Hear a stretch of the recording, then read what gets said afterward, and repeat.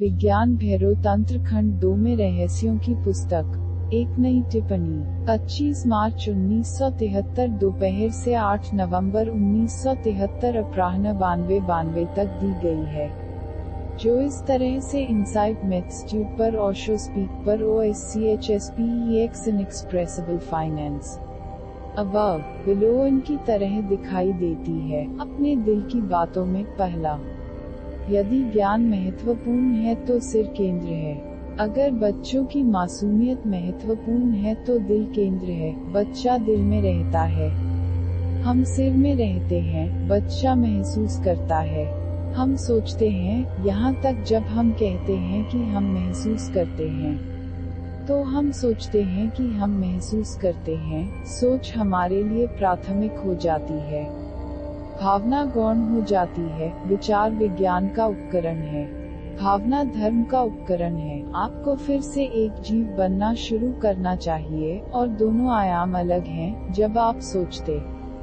हैं, आप अलग रहते हैं। जब आप महसूस करते हैं, तो आप पिघल जाते हैं। एक फूल, एक गुलाब के फूल के बारे में सोचो। जब आप सोचते हैं, आप अलग हैं। एक अंतर है, एक दूरी है, एक जगह है। सोच के लिए अंतरिक्ष की आवश्यकता है, विचारों को स्थानांतरित करने के लिए दूरी की आवश्यकता होती है। फूल को महसूस करो और अंतर गायब हो जाता है, दूरी कम हो जाती है, क्योंकि भावना के लिए दूरी ही बाधा है। आप जितना करीब आते हैं, उतना ही महसूस करते हैं। एक क्षण आता है जब निकटता भी एक प्रकार की दूरी प्रतीत होती है, और फिर पिघलने लगती है। तब तुम महसूस नहीं कर सकते कि तुम कहाँ हो और फूल कहाँ है।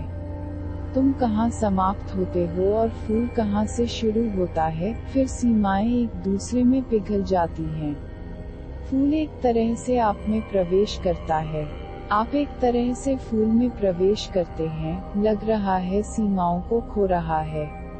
सोच सीमाओं का निर्माण कर रही है।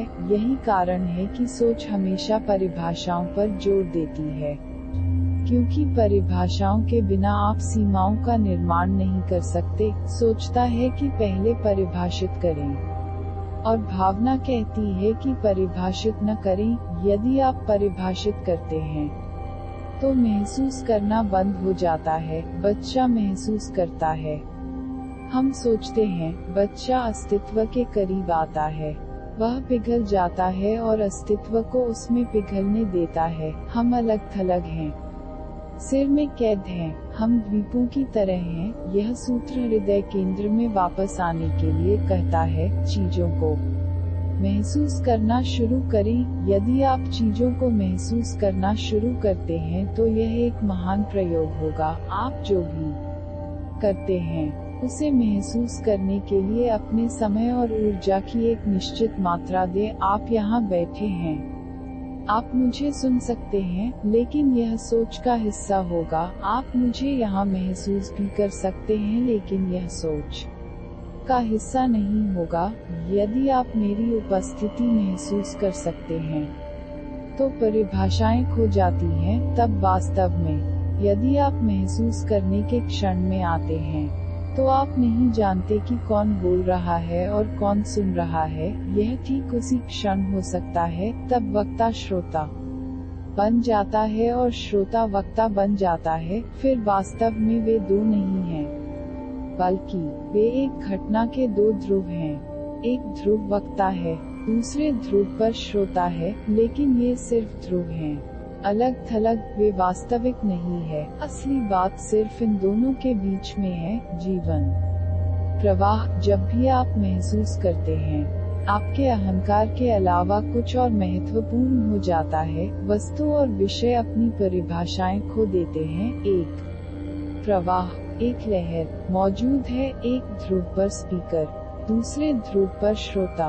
लेकिन जीवन तरंग है। हेड आपको स्पष्टता प्रदान करता है, और इस स्पष्टता के कारण बहुत भ्रम की स्थिति पैदा हो गई है, क्योंकि सिर स्पष्ट रूप से परिभाषित करता है, सीमाओं को चिन्हित करता है, नक्शे बनाता है, कारण के साथ। सब कुछ स्पष्ट है, कोई अस्पष्टता, कोई रहस्य की अनुमति नहीं है। अस्पष्ट है कि सभी खारिज कर दिया है।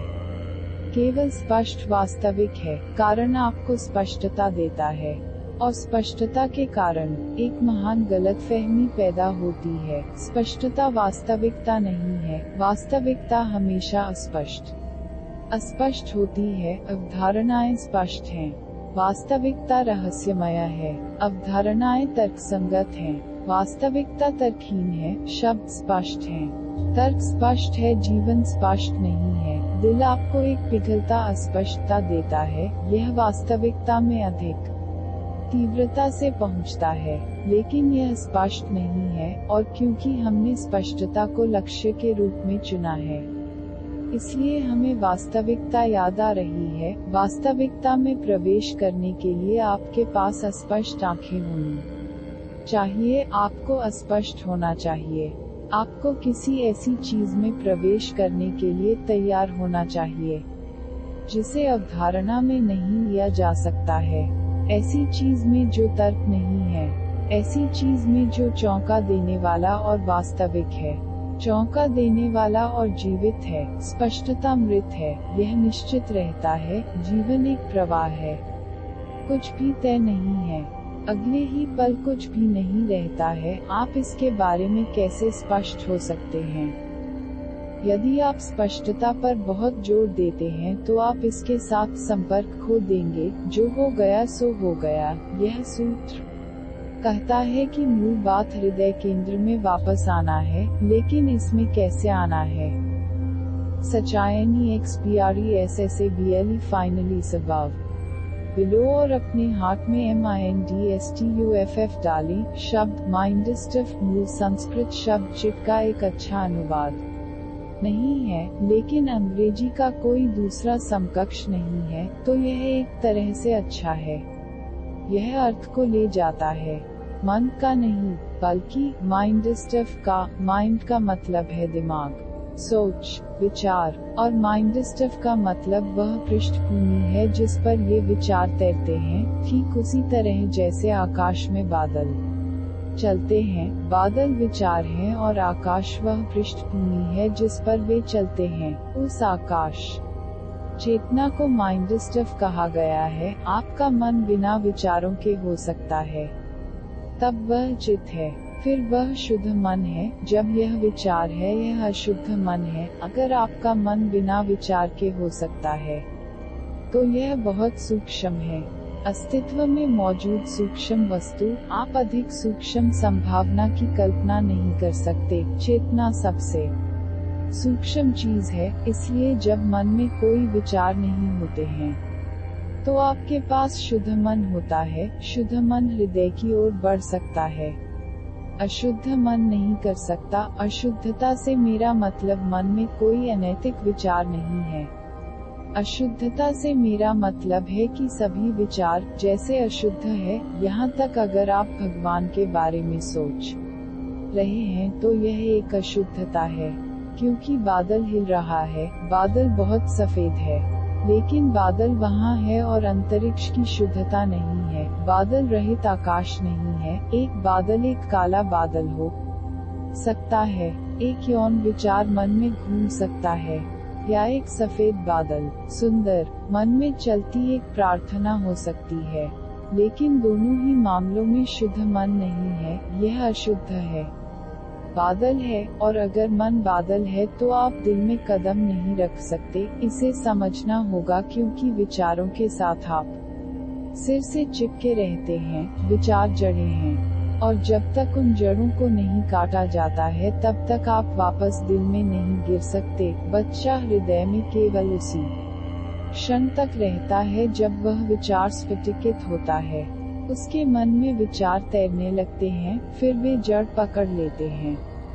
फिर शिक्षा, संस्कृति, खेती के माध्यम से वे जड़ हो जाते हैं। तब चेतना द्वारा हृदय से सिर की ओर जाती है। चेतना सिर में तभी रह सकती है जब विचार हो। यह बुनियादी है। अगर कोई विचार नहीं है, तो चेतना तुरंत दिल में अपनी मूल मासूमियत को वापस छोड़ देती है। इसलिए ध्यान पर इतना जोर गैर विचार पर इतना जोर, विचारहीन जागरूकता पर, निर्विवाद जागरूकता पर, या बुद्ध के राइट माइंडफुलनेस पर, जो बिना किसी विचार के सिर्फ विचारशीलता है, सिर्फ जागरूक हो रहा है। फिर क्या होता है? एक बहुत बड़ी घटना होती है, क्योंकि जब जड़ें कट जाती हैं, तो तुरंत चेतना वापस दिल में उस मूल स्थान पर गिर जाती है जहां वह गया था। तुम फिर से बच्चे बन जाते हो, यीशु ने कहा। केवल वे लोग जो बच्चों की तरह हैं, मेरे परमेश्वर के राज्य में प्रवेश करेंगे। वह उन व्यक्तियों को संदर्भित करता है जिनकी चेतना वापस दिल में आ गई है, वे मासूम हो गए हैं, बच्चे की तरह। लेकिन पहली मूल आवश्यकता सच इनएक्सप्रेसिबल फाइनेंस में MINDSTUFF को विचार व्यक्त किया जा सकता है। एक भी विचार ऐसा नहीं है जो अनुभवहीन हो, नहीं हो सकता है। अगर यह अक्षम्य है तो आप यह नहीं सोच सकते हैं। यदि आप इसे सोच सकते हैं तो यह स्पष्ट है, एक भी विचार ऐसा नहीं है जिसे आप अयोग्य कह सकते हैं। जिस क्षण आप यह सोच सकते हैं, वह अभिव्यक्त हो गया है। आप इसे पहले ही व्यक्त कर चुके हैं। चेतना, शुद्ध चेतना अकथनीय है। इसीलिए रहस्यवादी यह कहते हुए चलते हैं कि वे जो जानते हैं उसे व्यक्त नहीं कर सकते। तर्कशास्त्री हमेशा यह सवाल उठाते हैं कि यदि आप जानते हैं तो आप इसे क्यों नहीं कह सकते, और उनके तर्क का अर्थ और महत्व है। यदि आप वास्तव में कहते हैं कि आप जानते हैं तो आप इसे व्यक्त क्यों नहीं कर सकते। एक तर्कशास्त्री के लिए ज्ञान को अभिव्यक्त होना चाहिए, जिसे जाना जा सकता है, उसे दूसरों के लिए जाना जा सकता है। कोई समस्या नहीं है अगर आपने इसे जान लिया है, तो समस्या कहाँ है? आप इसे दूसरों को बता सकते हैं, लेकिन रहस्यवादी ज्ञान विचारों का नहीं है। उन्होंने इसे एक विचार के रूप में नहीं जाना है, उन्होंने इसे एक भावना के रूप में जाना है। इसलिए वास्तव में यह कहना अच्छा नहीं है, मैं ईश्वर को जानता हूँ, यह कहना बेहतर है। मुझे लगता है यह कहना अच्छा नहीं है, मैंने ईश्वर को जान लिया है, यह कहना बेहतर है। मैंने उसे महसूस किया है। यह घटना का अधिक सटीक वर्णन है, क्योंकि ज्ञान हृदय के माध्यम से यह महसूस करने जैसा है। यह ज्ञान जैसा नहीं है। सच इनएक्सप्रेसिबल फाइनली में MINDSTUFF माइंड स्टफ चेतना चित अनुभवहीन है। यदि कोई एकल विचार घूम रहा है तो यह स्पष्ट है। इसलिए सच इनएक्सप्रेसिबल फाइनल में MINDSTUFF डालने का मतलब है कि आप उस बिंदु पर आएं जहां आप सचेत हैं, लेकिन किसी विचार के प्रति सचेत नहीं, जहां आप सतर्क हैं, लेकिन मन में कोई विचार नहीं चल रहा है। यह एक नाजुक बिंदु है और बहुत मुश्किल है। आप इसे आसानी से याद कर सकते हैं। हम मन की दो अवस्थाओं को जानते हैं, एक जब विचार होते हैं, जब विचार होते हैं तो आप दिल में नहीं जा सकते। तब हम मन की एक और अवस्था जानते हैं, जब विचार नहीं होते हैं, जब विचार नहीं होते। तुम सो जाते हो, फिर भी आप दिल में नहीं जा सकते। हर रात कुछ पलों के लिए, कुछ घंटों के लिए आप सोच से बाहर हो जाते हैं, विचार समाप्त हो जाते हैं, लेकिन आप दिल तक नहीं पहुंचते क्योंकि आप बेहोश हैं। इसलिए बहुत नाजुक संतुलन की जरूरत है। विचार तब तक समाप्त हो जाते हैं जब वे गहरी नींद में संघर्ष करते हैं, जब कोई सपना नहीं होता है, और आपको जागते समय भी उतना ही सतर्क रहना चाहिए। इन दो बिंदुओं को पूरा करना होगा। मन उतना ही विचारहीन होना चाहिए जितना कि वह गहरी नींद में हो, लेकिन आप सोए हुए न हों। आप पूरी तरह से सतर्क, जागरूक हों। जब जागरूकता और यह विचारहीनता मिलती है तो यह ध्यान है। इसीलिए पतंजलि कहते हैं कि समाधि सुषुप्ति की तरह है, उच्चतम परमानंद समाधि गहरी नींद की तरह है, केवल एक अंतर के साथ, इसमें आप सोए हुए नहीं हैं, लेकिन गुणवत्ता एक ही है, विचारहीन।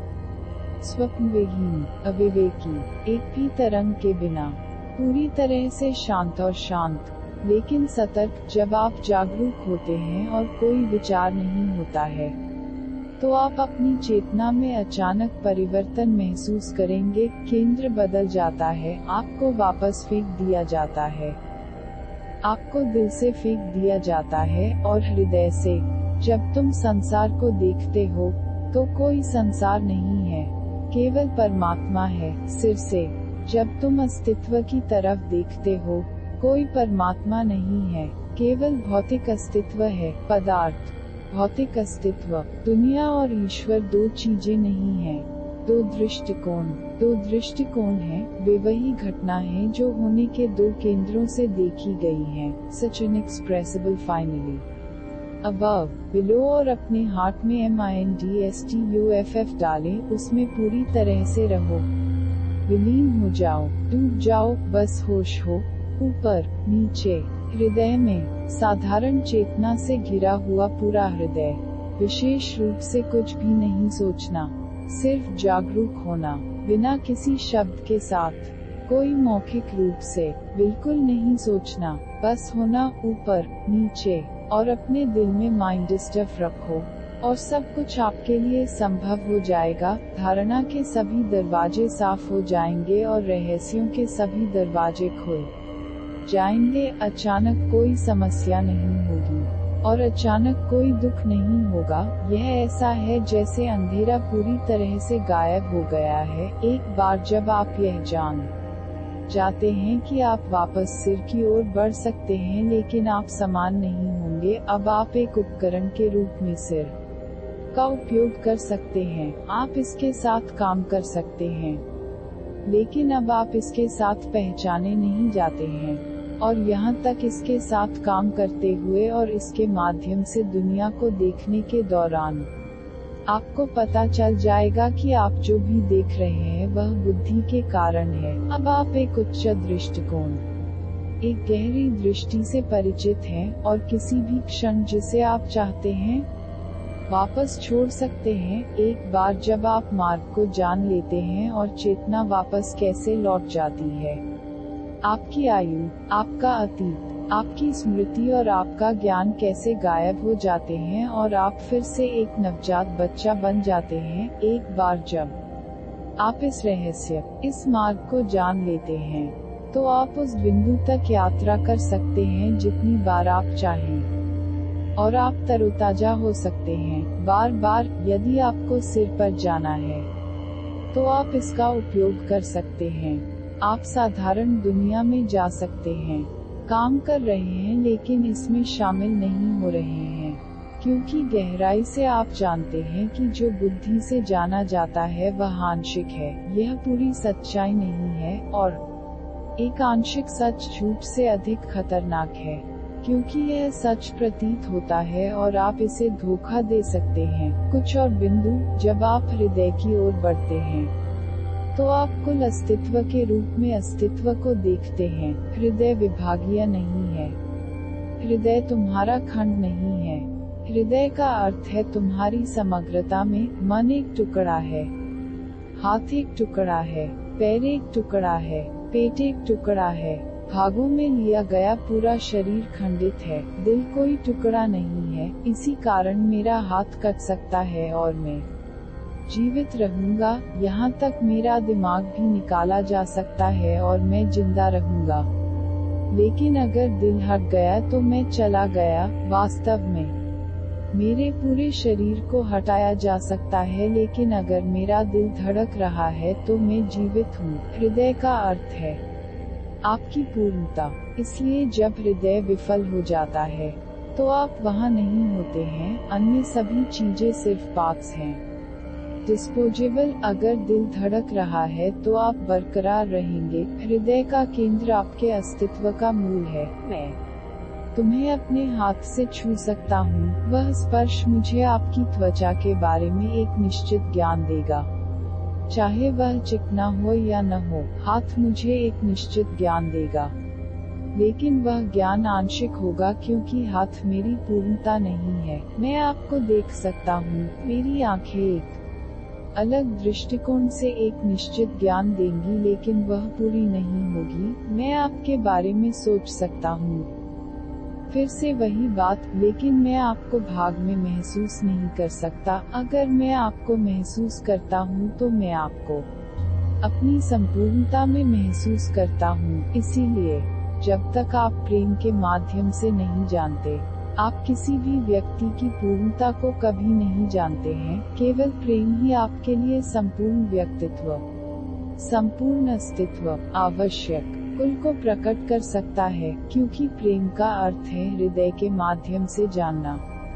हृदय के माध्यम से जानना तो मेरे लिए महसूस करना और जानना आपके होने के दो टुकड़े नहीं हैं। महसूस करना आपका पूरा अस्तित्व है और जानना केवल इसका एक टुकड़ा है। धर्म से प्रेम करना सर्वोच्च ज्ञान है, इसीलिए वैज्ञानिक शब्दों की अपेक्षा धर्म काव्यात्मक दृष्टि से अधिक अभिव्यक्त होता है। वैज्ञानिक शब्दों का उपयोग नहीं किया जा सकता है, वे जानने के दायरे से संबंधित हैं। कविता का उपयोग किया जा सकता है, और जो लोग प्रेम के माध्यम से वास्तविकता को जान गए हैं, वे जो भी कहते हैं वह कविता बन जाता है। उपनिषद, वेद, ईसा या बुद्ध या कृष्ण की बातें, वे सभी काव्य कथन हैं। यह केवल एक संयोग नहीं है कि सभी पुराने धार्मिक ग्रंथों को कविता में लिखा गया है। इसका एक महत्व है, यह दर्शाता है कि एक कवि की दुनिया और एक रहस्यवादी की दुनिया के बीच कुछ समानता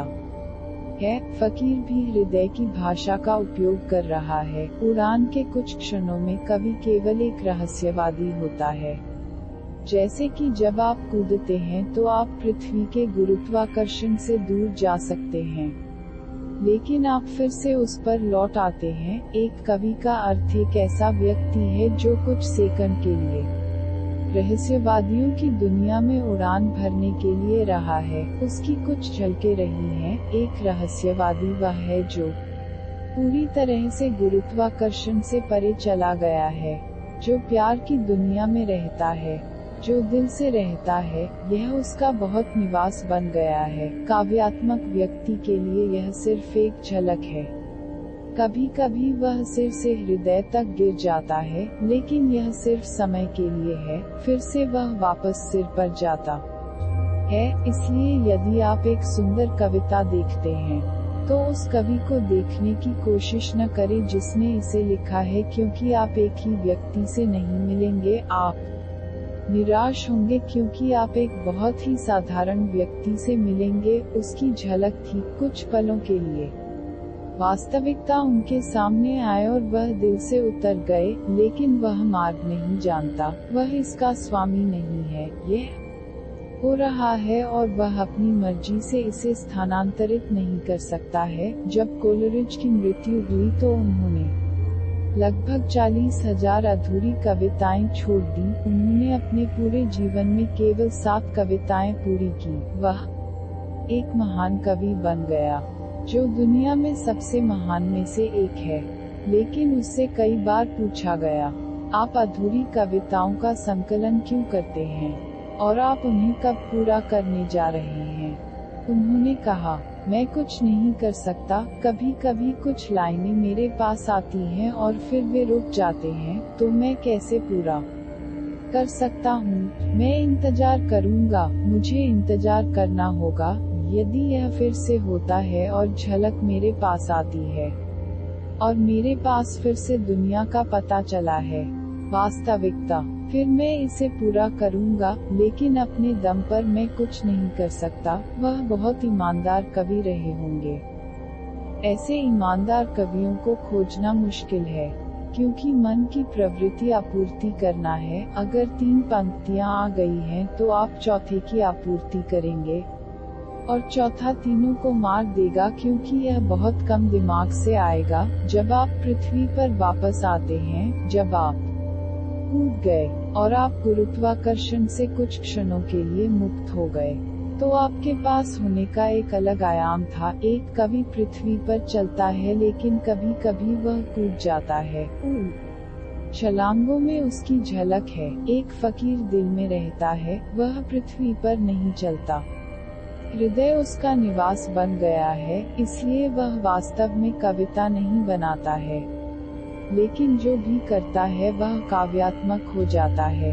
जो भी कहता है वह कविता बन जाता है। वास्तव में एक फकीर गद्य का उपयोग नहीं कर सकता है क्योंकि उसका गद्य भी कविता है। यह दिल के माध्यम से आ रहा है, यह प्यार के माध्यम से आ रहा है। Such inexpressible finally above, below और अपने हार्ट में MINDSTUFF डालें। दिल आपका कुल अस्तित्व है, और जब आप कुल होते हैं तो आप कुल को जान सकते हैं। यह याद रखें, केवल समान को समान जान सकते हैं। जब आप टुकड़े टुकड़े होते हैं तो आप कुल नहीं जान सकते हैं। जैसे भीतर है वैसे ही जब आप भीतर कुल होते हैं तो आपके बिना कुल वास्तविकता सामने आती है।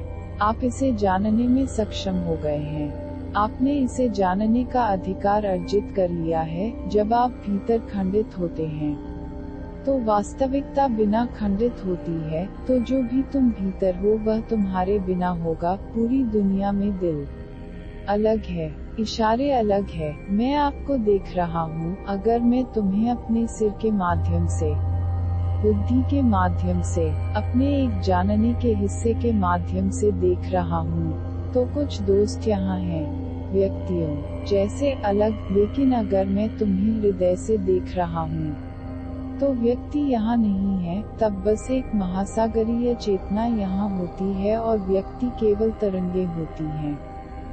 अगर मैं आपको दिल से देखता हूँ तो आप और आपके पड़ोसी दो नहीं हैं। तो वास्तविकता आपके और आपके पड़ोसी के बीच है। आप सिर्फ दो ध्रुव हैं और असली सिर्फ बीच में है। फिर यहाँ चेतना का एक सागर है जिसमें आप लहरों के रूप में मौजूद हैं, लेकिन लहरें अलग नहीं हैं, वे एक साथ जुड़ी हुई हैं और आप हर पल दूसरे में पिघल रहे हैं। चाहे आप इसे जानते हैं या नहीं, एक क्षण पहले जो श्वास तुम्हारे भीतर थी वह तुम्हें छोड़ गई है। अब यह तुम्हारे पड़ोसी में जा रही है। कुछ समय पहले यह आपका जीवन था और आप इसके बिना मर गए थे, और अब यह आपके पड़ोसी में जा रहा है। यह अब उसका जीवन है। आपका शरीर लगातार कंपन कर रहा है। आप एक रेडिएटर हैं, इसलिए आपकी जीवन ऊर्जा लगातार पड़ोसी में जा रही है और उसकी जीवन ऊर्जा आप में बढ़ रही है। अगर मैं आपको अपने दिल से देखता हूँ, अगर मैं आपको प्यार भरी निगाहों से देखता हूँ, अगर मैं आपको पूरी तरह से देखता हूँ, फिर आप केवल विकिरण बिंदु हैं और जीवन आपको और दूसरों से और आपके पास से लगातार आगे बढ़ रहा है। और न केवल इस कमरे में, यह पूरा ब्रह्मांड जीवन ऊर्जा का एक निरंतर प्रवाह है। यह चलता ही जाता है, कोई व्यक्तिगत इकाइयां नहीं हैं। यह एक लौकिक संपूर्ण है, लेकिन बुद्धि के माध्यम से ब्रह्मांडीय कभी नहीं दिखाई देता है। केवल टुकड़े, परमाणु टुकड़े दिखाई देते हैं, और यह कोई ऐसा प्रश्न नहीं है जिसे बुद्धि के माध्यम से समझा जा सके। यदि आप बुद्धि के माध्यम से समझने की कोशिश करते हैं तो इसे समझना असंभव होगा।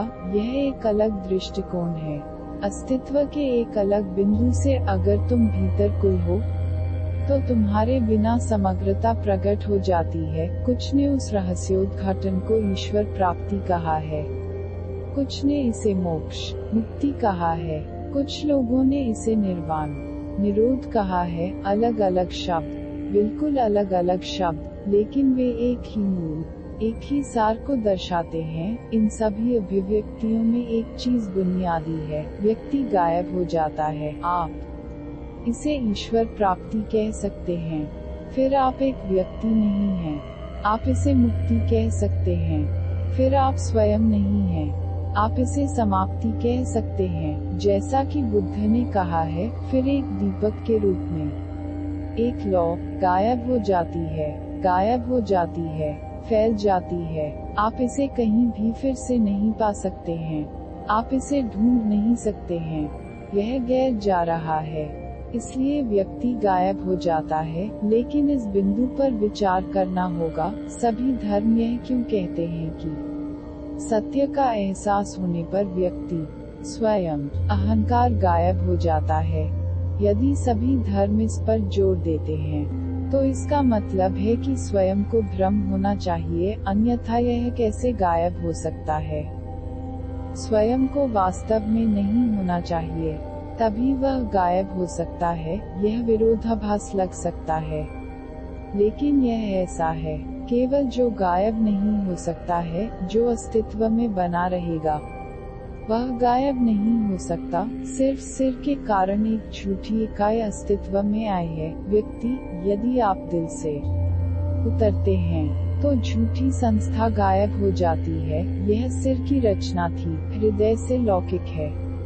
व्यक्ति नहीं है, पूरा है, भागो नहीं है। और याद रखना, जब तुम नहीं हो तुम नर्क नहीं बना सकते। जब तुम नहीं हो तुम दुख में नहीं हो सकते।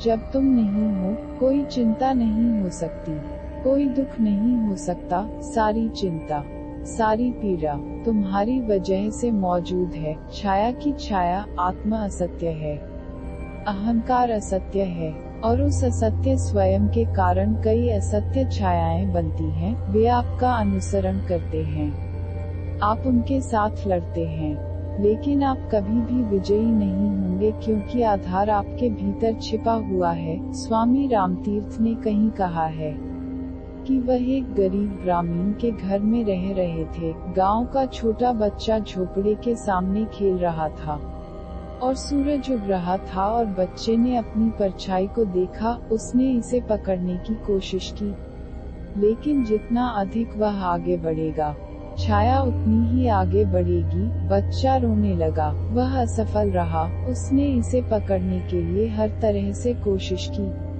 लेकिन यह असंभव था। एक छाया को पकड़ना असंभव है, इसलिए नहीं कि छाया को पकड़ना इतना मुश्किल काम है। यह असंभव है क्योंकि बच्चा इसे पकड़ने के लिए बढ़ रहा था। जब वह हिल रहा था तो छाया आगे बढ़ गई। आप एक छाया को नहीं पकड़ सकते, क्योंकि एक छाया में कोई पदार्थ नहीं है, और केवल एक पदार्थ पकड़ा जा सकता है। रामतीर्थ वहाँ बैठे थे, वह हंस रहा था और बच्चा रो रहा था, और माँ को नुकसान हो रहा था कि क्या करना है, बच्चे को सांत्वना कैसे दें। तो उसने रामतीर्थ से कहा, स्वामी जी, क्या आप मेरी मदद कर सकते हैं?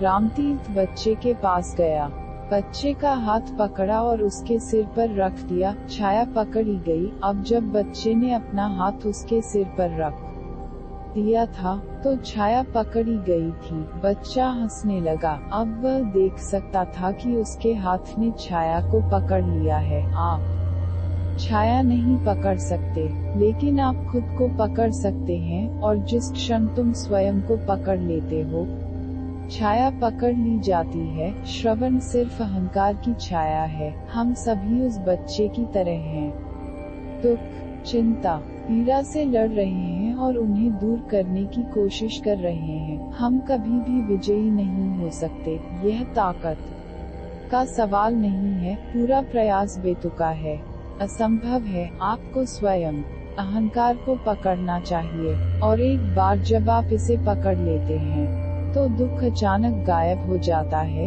यह सिर्फ एक छाया थी। ऐसे व्यक्ति हैं जो स्वयं से लड़ना शुरू करते हैं।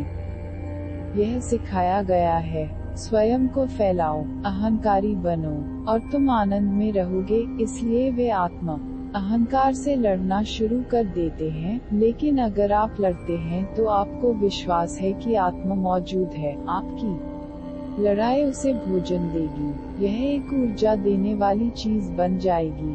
आप इसे खिलाएंगे। यह तकनीक कहती है कि अहंकार के बारे में मत सोचो, बस सिर से हृदय की ओर चलो और अहंकार गायब हो जाएगा। अहंकार सिर का एक प्रक्षेपण है, इससे लड़ो मत। आप एक साथ जीवन के लिए लड़ते रह सकते हैं, लेकिन अगर आप सिर पर बने रहते हैं तो आप जीत नहीं सकते। बस दृष्टिकोण को बदल दें, बस सिर से एक अलग दृष्टिकोण की ओर बढ़ें, एक गहन दृष्टिकोण के लिए, और पूरी चीज बदल जाती है, क्योंकि अब आप एक अलग दृष्टिकोण से देख सकते हैं। हृदय से अहंकार नहीं होता, इस वजह से हम दिल से डर गए हैं। हम इसे कभी भी अपने तरीके से अनुमति नहीं देते हैं। हम हमेशा इसके साथ हस्तक्षेप करते हैं। हम हमेशा इसमें मन लगाते हैं। हम मन के माध्यम से हृदय को नियंत्रित करने का प्रयास करते हैं, क्योंकि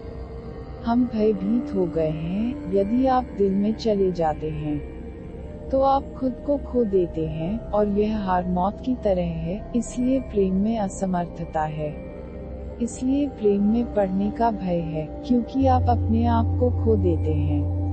आप नियंत्रण में नहीं हैं। आपसे ज्यादा कुछ आपको पकड़ता है और कब्जे में लेता है। फिर आप निश्चित जमीन पर नहीं हैं और आप नहीं जानते कि आप कहां जा रहे हैं। तो मुखिया कहता है, मूर्ख मत बनो, तर्क के साथ कदम रखो, पागल मत बनो। जब भी कोई किसी से प्यार करता है तो वह सोचता है कि वह पागल है। वह खुद सोचता है कि कुछ पागल हो गया है। मैं अपने होश में नहीं हूँ।